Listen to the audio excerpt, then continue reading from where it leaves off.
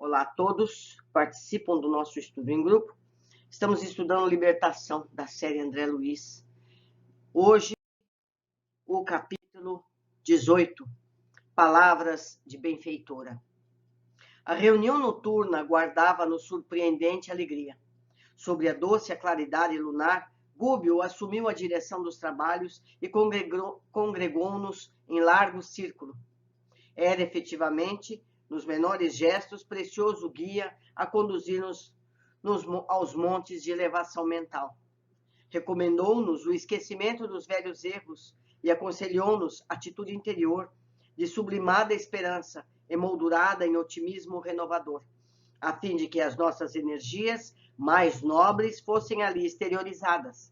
Esclareceu que um caso de socorro, quando orientado nos princípios evangélicos, qual sucedia no problema de Margarida, é sempre suscetível de comunicar alívio e iluminação a muita gente, elucidando ainda que ali nos encontrávamos para receber a bênção do plano superior, mas para isso tornava-se imperioso guardar inequívoca posição de superioridade moral, porque o pensamento, em reunião qual aquela, punha em jogo forças individuais de suma importância no êxito ou no fracasso do tentame.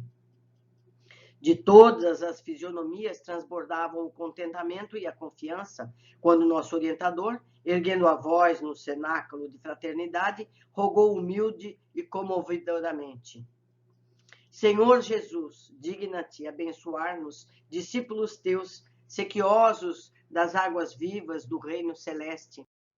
Aqui nos congregamos, aprendizes de boa vontade, à espera de tuas santificadas determinações. Sabemos que nunca nos impediste o acesso aos celeiros da graça divina e não ignoramos que a tua luz, quanto a do sol, cai sobre santos e pecadores, justos e injustos. Mas nós, Senhor, nos achamos atrofiados pela própria imprevidência. Temos o peito ressecado pelo egoísmo e os pés congelados na indiferença, desconhecendo o próprio rumo.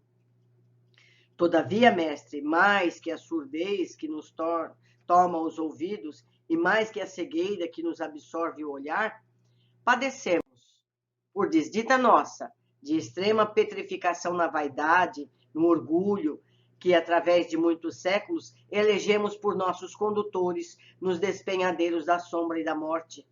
Mas confiamos em ti, cuja influência santificante regenera e salva sempre. Poderoso amigo, tu que abres o seio da terra pela vontade do Supremo Pai, usando a lava comburente, liberta-nos o espírito dos velhos cárceres do eu, ainda que para isso sejamos compelidos a passar pelo vulcão do sofrimento. Não nos relegues aos precipícios do passado.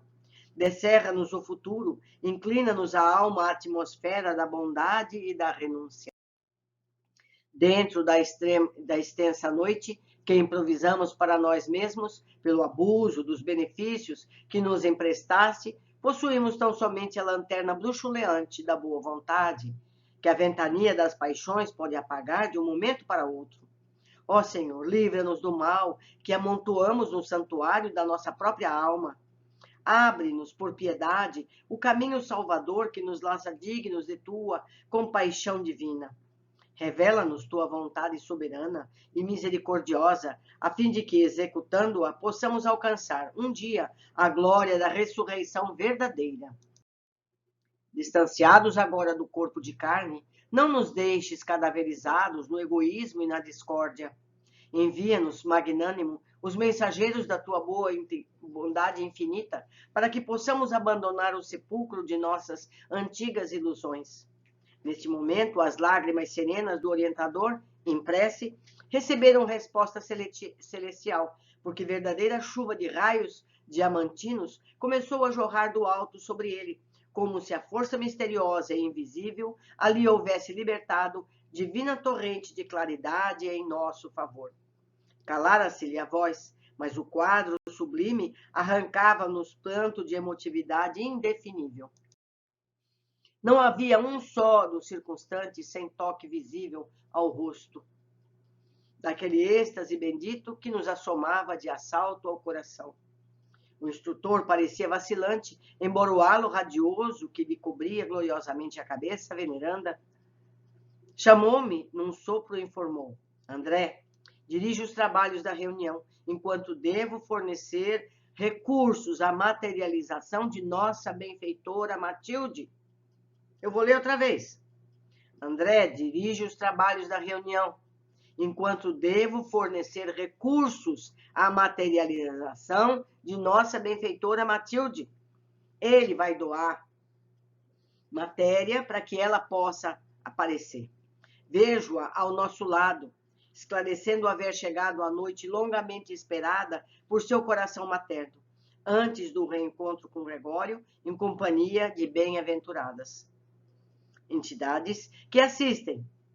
Pretende ela visitar-nos de maneira tangível, encorajando quantos aqui hoje se candidatam ao serviço preparatório de ingresso em círculos superiores. Tremi perante a ordem, mas não hesitei. Tomei-lhe o lugar sem detença, enquanto o sábio mentor se recolhia a 2 passos de nós, em profunda meditação. Reparamos em silêncio que a luz brilhante e doce passou a lhes irradiar do peito, do semblante, das mãos, em ondas sucessivas, semelhando-se à matéria estelar, tenuíssima, porque as irradiações pairavam em torno, como se formando singulares paradas nos movimentos que lhe eram característicos. Em breves instantes, aquela massa suave, iluminescente, adquiria contornos definidos, dando-nos a ideia de que a manipuladores invisíveis lhe infundiam plena vida humana. Então, o perispírito tem um tipo de ectoplasma que é também possível ceder para materialização de espíritos do mais alto. Mais alguns instantes e Matilde surgiu diante de nós, venerável e bela. O fenômeno da materialização de uma entidade sublimada ali se fizera prodigioso aos nossos olhos, em processo quase análogo ao que se verifica nos círculos carnais. Ele está associando materialização que ocorre no plano físico, na Terra, para encarnados verem, e essa no plano semimaterial. Ante a benfeitora, diversas mulheres presentes prosternaram-se, dominadas de incoercível emoção, atitude natural que não nos surpreendeu, porque efetivamente nos sentíamos em contato direto com um anjo glorioso em forma de mulher. A abnegada protetora endereçou à assembleia um gesto de bênção e falou em voz pausada e emocionante, depois de ligeira saudação. Meus amigos, todos aguardais a hora feliz de abençoado retorno à estação do recomeço, que nós já aprendemos, é reencarnação. Entretanto, a dádiva do vaso de carne é inapreciável bênção divina. Não busqueis a reencarnação tão somente pela ânsia de ouvido, nos sonhos do mundo que as tentações do campo inferior podem transformar em pesadelo. A vida que conhecemos até agora é contínuo processo de aperfeiçoamento. Não basta desejar, é imprescindível orientar o desejo na direção do bem infinito. Fez ligeira pausa e, talvez respondendo à arguição mental de muitos, prosseguiu. Não julguei seja eu excepcional emissário do reino de luz. Porque as pessoas veem uma aparição dessa, já para todos é Nossa Senhora. É mulher, é Nossa Senhora. Sou humilde servidora, sem outro crédito perante o eterno doador, que não seja o da boa vontade.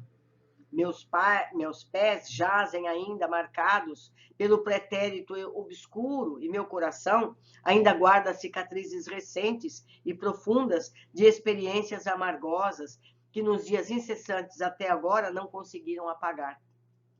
Não me confirais, portanto, nomes e títulos que não possuo. Não era Nossa Senhora.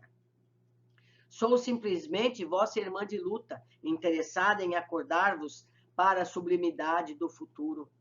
Nosso coração é um templo que o Senhor edificou a fim de habitar conosco para sempre.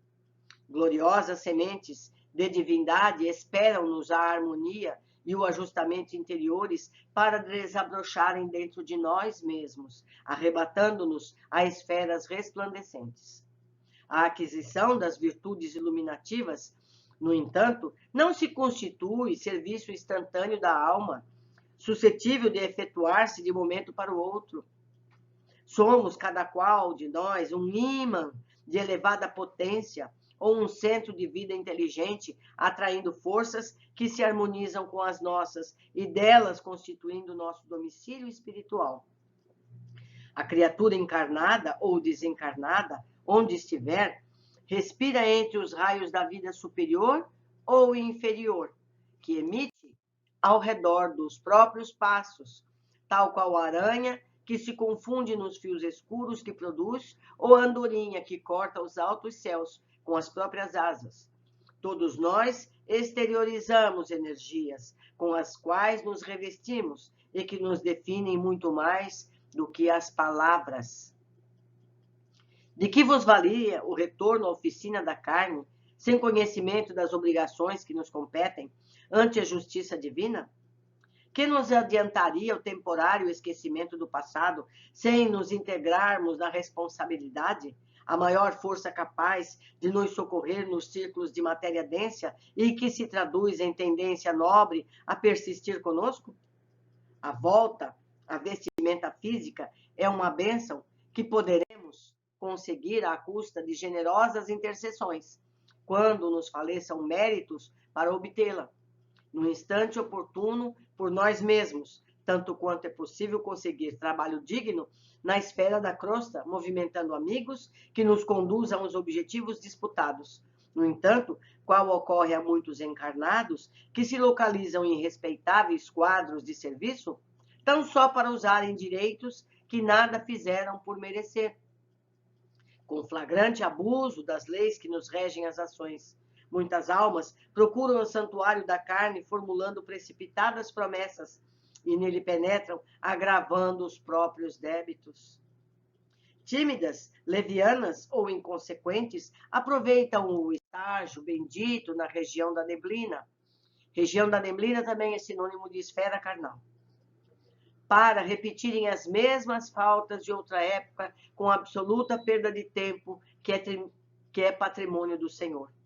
Neste momento, dentro de breve intervalo, que imprimiu a locução edificante e piedosa, Matilde estendeu-nos as mãos que despediam raios de intensa luz e exclamou maternal: rogais o regresso à sombra protetora da carne, no propósito de desfazer os sinais desagradáveis que vos marcam a veste espiritual. Contudo, já armazenaste suficiente força para esquecer os males que vos foram causados na crosta da terra? Reconheceis os vossos erros a ponto de aceitar a necessária retificação? Fortalecestes o ânimo a fim de examinar as necessidades que vos são peculiares, sem aflições alucinatórias? Aprendestes a servir com o Cordeiro Divino até que o sacrifício pessoal na cruz da incompreensão humana, anulando na própria alma as zonas viciadas de sintonia com os poderes das trevas? Já auxiliastes os companheiros de caminho evolutivo e salvador com a intensidade e a eficiência que vos justifique a rogativa de colaboração intercessora? Que boas obras já efetuastes a fim de rogardes novos recursos do céu? Com quem contais para vencer nas experiências por vindouras? Acreditais, porventura, que o lavrador recolherá sem plantar? Armazenastes bastante serenidade e entendimento no coração, de modo a não vos intoxicardes amanhã, no plano físico, sob o bombardeio sutil dos raios pardos da cólera, da inveja, do ciúme nefasto? Permaneceis convencidos de que ninguém se aquecerá ao sol divino sem abrir o próprio coração às correntes de luz eterna? Ignorais, acaso, que é preciso igualmente trabalhar para que se mereça a bênção de um templo carnal na terra? Que amigos beneficiasse para pedir-lhe a ternura e o sacrifício da paternidade e da maternidade no mundo em vosso favor? Não vos iludais. Somente as criaturas primitivas, nos círculos selvagens da natureza conhecem, por agora, a semi-inconsciência do viver, por se abeirarem ainda dos reinos inferiores. Recebem a reencarnação quase do jeito dos irracionais, que aperfeiçoam instintos para ingressarem mais tarde no santuário da razão. Para nós, porém, senhores, de vigorosas inteligências, que já respiramos em centenas de formas diversas e que já atravessamos vários climas evolutivos, ofendendo e sendo ofendidos, amando e odiando, acertando e errando, resgatando débitos e contraindo-os, a vida não pode resumir-se a mero sonho, como se a reencarnação constituísse simples processo de anestesia da alma. É indispensável, pois, que nos refaçamos, aprimorando o tom vibratório de nossa consciência, alargando-a para o bem supremo, iluminando-a à claridade renovadora do Divino Mestre. A meta humana, honrando os patrimônios celestiais que lhe foram conferidos, não poderá vegetar à feição do arbusto enfesado, que nada produz de útil na economia do orbe, nem deve imitar o irracional que se localiza na retaguarda da inteligência incompleta. Uma existência entre os homens, por mais humilde para nós outros, é acontecimento importante demais para que o apreciemos sem maior consideração. Todavia, sem abraçar a noção de responsabilidade individual, que nos deve marcar o esforço de santificação, qualquer empresa dessa ordem é arriscada, porque em nosso aprendizado intensivo, na recapitulação, cada espírito segue sozinho no círculo dos próprios pensamentos, sem que os companheiros de jornada, com raríssimas exceções, lhe conheçam as esperanças mais nobres e lhe partilhem as aspirações dignificadoras. Cada criatura encarnada permanecerá só no reino de si mesma e faz-se indispensável muita fé, suficiente coragem para marcharmos vitoriosamente sobre o invisível madeiro redentor que nos aperfeiçoa a vida até o calvário da suprema ressurreição. Nesse instante, Matilde fez-se mais longa pausa na locução, com que nos enriquecia aquela hora de sabedoria e luz, e acercou-se de Gúbio, prostrado e palidíssimo. Ele estava doando material para ela. Afagou-o, bondosa, com palavras de agradecimento, e em seguida, como se desejasse quebrasse a feição de solenidade que a sua presença nos imprimia à reunião, dirigiu-se com acento carinhoso aos ouvintes, rogando-lhes que se pronunciassem acerca dos projetos acalentados para o futuro. Vozes de gratidão elevaram-se comovidas. Um cavalheiro de olhos fulgurantes destacou-se e foi claro na consulta. Grande benfeitora, disse gravemente, fui duplamente homicida na derradeira romagem terrestre. Respirei muitos anos no corpo carnal como se fora a pessoa mais tranquila do mundo. Não obstante trazer a consciência tisnada de remorso e as mãos enodoadas de sangue humano. Ludibriei quantos me cercavam através da máscara da hipocrisia. Atravessando os umbrais do túmulo, atormentado de acerbas reminiscências, supus que tremendas acusações me esperariam. Semelhante expectativa aliviava-me, de algum modo, porque o criminoso, perseguido pelo remorso, encontra verdadeiro socorro nas humilhações que o espezinham. Contudo, não encontrei senão o desprezo com o aviltamento de mim próprio. Minhas vítimas distanciaram-se de mim, desculparam-me, esqueceram-me. Anos no corpo carnal. Eu já li isso aqui. E esqueceram-me. Vejo-me, todavia, acicatado por forças punitivas que nunca poderei descrever com as minúcias desejáveis. Há um tribunal invisível em minha consciência e, debalde, procuro fugir aos sítios em que menoscabei as obrigações em respeito ao próximo. Abafando os soluços, rematou comovente. Como iniciar o esforço de minha restauração? Tão imensa tristeza perpassava aquela voz humilde que nos sentíamos todos tocados nas fibras mais íntimas. Matilde, contudo, respondeu sem titubear. Outros irmãos, não longe de nós, suportando a carga das mesmas culpas, peregrinam desditosos entre o pesadelo e a aflição inomináveis. Abre o teu coração para eles. Começarás ajudando-os a enxergar a senda regenerativa, alimentando-os com esperanças e ideais novos e atraindo-os ao trabalho de sublimação pelo esforço na constante aplicação do bem. Sofrer-lhe-ás as injúrias e os remoques, as incompreensões, mas descobrirás um meio de ampará-los com eficiência e brandura.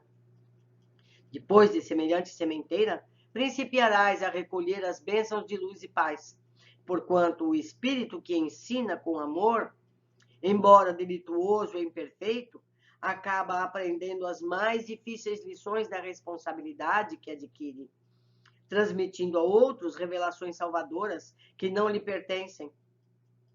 Realizando esse serviço nobilitante, retomarás então mais tarde, o corpo físico, recapitulando os ensinamentos de gravaste na mente interessada em renovar-se. Reencontrarás, daí em diante, 1000 motivos para a cólera violenta e a tentação de eliminar adversários, prostrando-os a golpe mortal. Visitar-te-á com frequência o coração. Se souberes, porém, e sobretudo, se quiseres vencer os próprios impulsos destrutivos, quando te encontrares em plena e abençoada luta na esfera de recomeço, plantando amor e paz, luz e aperfeiçoamento ao redor de teus pés, então terás demonstrado o aproveitamento real e efetivo das dádivas recebidas e revelar-te-á preparado para a maior ascensão. Antes que a emissária pudesse imprimir novo brilho ao ensinamento, chorosa mulher recolheu-lhe ao conselho, exclamando humilhada: grande mensageira do bem, confesso aqui minhas faltas diante de todos e peço-te roteiro salvador.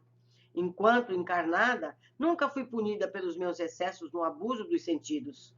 Possuí um lar que não honrei, um esposo que depressa esqueci e filhos que afastei deliberadamente de meu convívio, para gozar a saciedade, os prazeres que a mocidade me oferecia. Meu transviamento moral não foi conhecido na comunidade em que vivi, mas a morte apodreceu a máscara que me ocultava os alheios olhos e passei a experimentar horrível pavor de mim mesma. Que farei para retomar a paz? Como traduzir o arrependimento que me enche a alma de infinita amargura? Matilde fitou-a compungidamente e observou. Milhares de seres despojados da roupagem fisiológica estertoram na zona próxima, sob o guante cruel das paixões que se algemaram, invigilantes. Poderás encetar o reajustamento de tuas energias, dedicando-te nos círculos próximos ao levantamento dos sofredores de boa vontade. Com esquecimento de ti mesma, arrebatarás muitos espíritos, cadaverizados no abuso, aos pântanos de dor em que se debatem. Plantarás na mente deles novos princípios e novas luzes, consolando-os e transformando-os a caminho da harmonia divina, reconquistando por tua vez o direito de regresso ao campo bendito da carne. Reconduzida então à abençoada escola terrestre, receberás talvez a prova terrível da beleza física, a fim de que o contato com as tentações da própria natureza inferior te retempere o aço do caráter. Se conseguires manter fidelidade suprema ao amor santificante. Essa é a lei, minha filha, para que nos reergamos com segurança depois da queda ao precipício, é imprescindível auxiliar quantos se projetaram nele, consolidando ante as dores alheias a noção da responsabilidade que nos deve presidir as ações por vindouras, de modo que a reencarnação não se converta em novo mergulho no egoísmo. O único recurso de fugirmos definitivamente ao mal é o apoio constante no bem infinito.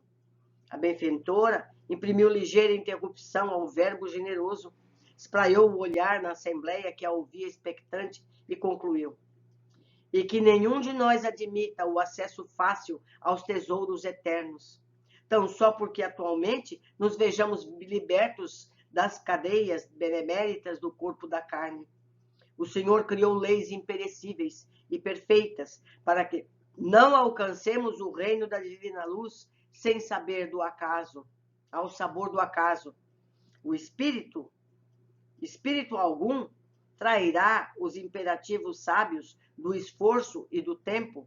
Quem pretende a colheita de felicidade do século vindouro, comece desde agora a sementeira de amor e paz. Neste momento, entregou-se Matilde à maior parada, e enquanto parecia meditar em prece, de seu tórax iluminado nascem espontâneas e brilhantes ondas sucessivas de maravilhosa luz. Então, meus amigos, todos eles queriam imediatamente reencarnar. E Matilde explicou que isso seria pedir para errar novamente. Eles teriam que fazer um estágio de trabalho, tentando apagar o comportamento que tinham, tentando resgatar pessoas em erros semelhantes aos deles, para que sucessivamente pusessem dentro de si mesmo a lição para não fazer mais isso, não repetir o erro. Isso centenas e centenas de vezes, para então reencarnar conhecedor desse princípio. Vejam só, quantos de nós estamos aqui encarnados? Estamos honrando essa oportunidade? Precisamos ter isso em mente. Vamos às observações, que hoje só tem uma. Como já foi esclarecido no capítulo anterior, esfera do recomeço significa reencarnação. Esses arrependidos, ali socorridos, seriam encaminhados a reencarnações depois do estudo de cada caso e depois de aprenderem, como disse Matilde, a superarem as próprias tendências. Deixo aqui o contato para que vocês me ajudem a esclarecer mais detalhes sobre esse capítulo. Podem me procurar, que eu ficarei muito contente. Aguardo vocês todos no próximo capítulo.